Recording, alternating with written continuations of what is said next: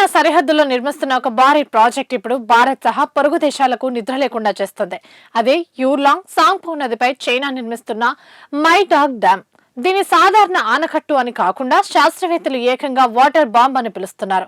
దీనివల్ల భారత్ కు నిజంగానే ప్రమాదం పొంచి ఉందా అనే ప్రశ్నలు కూడా మొదలవుతున్నాయి. అయితే నేపాల్ టిబెట్ సరిహద్దులో ఇటీవల సంభవించిన జల ప్రళయం వందలాది మందిని పొట్టన పెట్టుకుంది.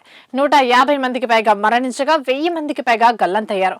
సరిగ్గా ఈ సమయంలోనే చైనా నిర్మిస్తున్న మైడాక్ డ్యామ్ అంశం మళ్లీ తెరపైకి వచ్చి తీవ్ర ఆందోళన కలిగిస్తోంది.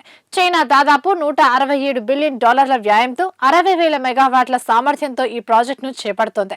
ఇది ప్రపంచంలోనే అతి పెద్దదైన 3 గార్జెస్ డ్యామ్ కంటే 3 రెట్లు పెద్దది. టిబెట్ అటానమస్ రీజియన్ లో తరచూ భూకంపాలు సంభవిస్తుంటాయి. ఈ డ్యామ్ నిర్మాణం జరిగే ప్రాంతంలో భూమి శిలా పొరల్లో టెక్సోనిక్ ఫ్రాక్చర్ ఉన్నట్టు చైనా భూగర్భ శాస్త్రవేత్తలే గుర్తించారు.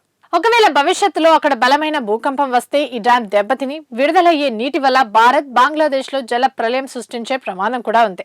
చైనా నీటిని ఎక్కువ కాలం నిల్వ చేసి ఒకేసారి వదిలితే ఈశాన్య రాష్ట్రాలు మునిగిపోతాయి. వేసవి కాలంలో చైనా అసలు నీటిని విడుదల చేయకపోతే మన ఈశాన్య ప్రాంతాల్లో తీవ్ర నీటి కొరత కూడా ఏర్పడుతుంది. ఈ ప్రాజెక్టును 2033 నాటికి పూర్తి చేయాలని చైనా లక్ష్యంగా పెట్టుకోగా, ఈ వాటర్ బాంబ్ ముప్పు నుంచి తప్పించుకునేందుకు భారత్ కూడా ఒక మెగా ప్రాజెక్టును నిర్మించేందుకు సిద్ధమవుతోంది. చైనా డ్యాం భద్రతపై అంతర్జాతీయంగా తీవ్ర అనుమానాలు వ్యక్తమవుతున్న నేపథ్యంలో ఈ వ్యూహాత్మక జల సవాల్ను భారత్ ఎలా ఎదుర్కొంటుందో అనే ఉత్కంఠ నెలకొంది.